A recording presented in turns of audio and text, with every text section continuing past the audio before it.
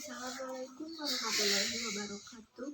Perkenalkan, nama saya Siti Zara Khairunisa dari Fakultas Hukum Universitas Surya Kencana, semester 2 kelas B.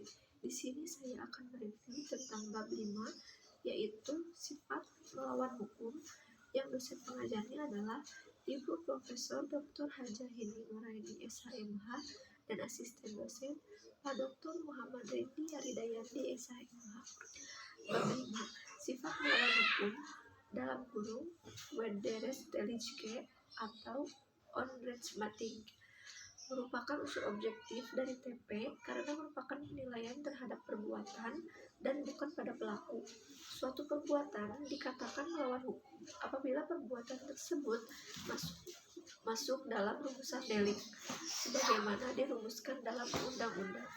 Perbuatan yang memenuhi rumusan dalam undang-undang tersebut tidak selalu bersifat melawan hukum, sebab mungkin ada hal yang dapat menghilangkan sifat melawan hukum perbuatan tersebut. Contohnya, di negeri Belanda, dalam Arrest Hoogstraat tanggal 20 Februari 1933 di kota Huizen mengenai dokter hewan. Di Indonesia, putusan Mari pada bulan Januari 1966 dengan kasus Markus Effendi. Sifat melawan hukum terdiri dari 1. Sifat melawan hukum formil. Suatu perbuatan bersifat melawan hukum apabila perbuatan tersebut dirumuskan dalam undang-undang sebagai suatu TP dan diancam dengan sanksi pidana. 2. Perbuatan tersebut dapat dihapus sifat melawan hukumnya apabila diatur berdasarkan undang-undang. Jadi, menurut ajaran ini, melawan hukum sama dengan melawan atau bertentangan dengan undang-undang tertulis. Sifat melawan hukum terdiri dari melawan hukum formil. Perbuatan itu bersifat melawan hukum apabila dirumuskan sebagai TP dalam undang-undang dan diberikan sanksi. Sifat melawan hukum dapat dihapus apabila diatur berdasarkan undang-undang. Jadi, melawan hukum sama dengan bertentangan dengan undang-undang tertulis. 2. Melawan hukum material.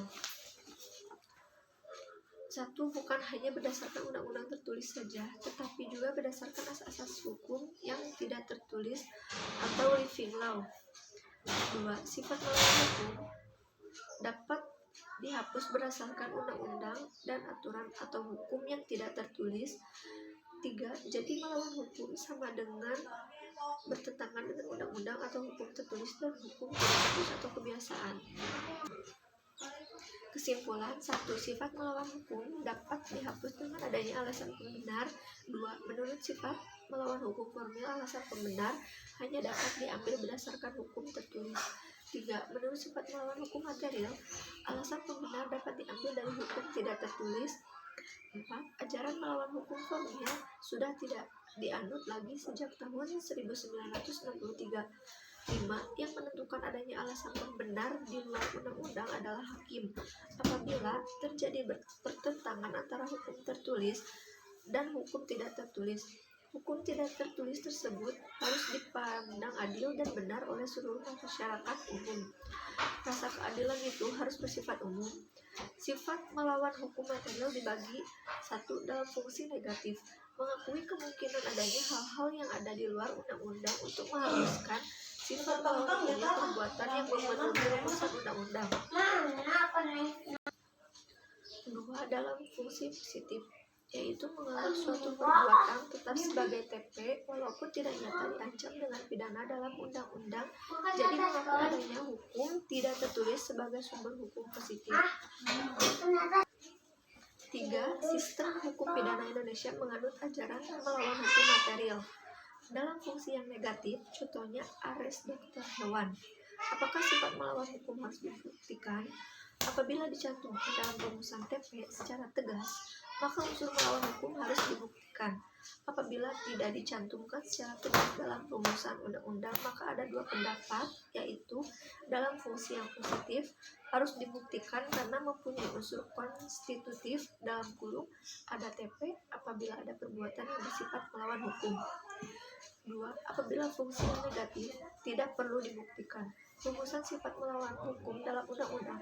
Undang-undang mengatur istilah melawan hukum, alasannya adalah untuk adanya kekhawatiran apabila tidak diatur secara tegas, orang yang berhak atau berwenang untuk melakukan suatu perbuatan sebagaimana dirumuskan dalam undang-undang akan dapat dipidana.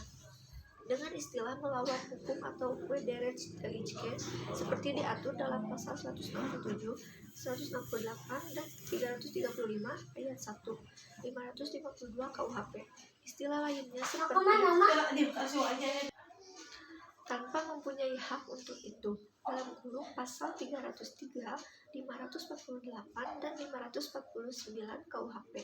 Istilah tanpa izin dalam kurung Zonderverlof diatur dalam pasal 496 dan 510 KUHP. Dalam melampaui kewenangannya diatur dalam pasal 430 KUHP tanpa menghilangkan cara-cara yang ditentukan oleh peraturan umum diatur dalam pasal 429 KUHP. Terima kasih. Wassalamualaikum warahmatullahi wabarakatuh.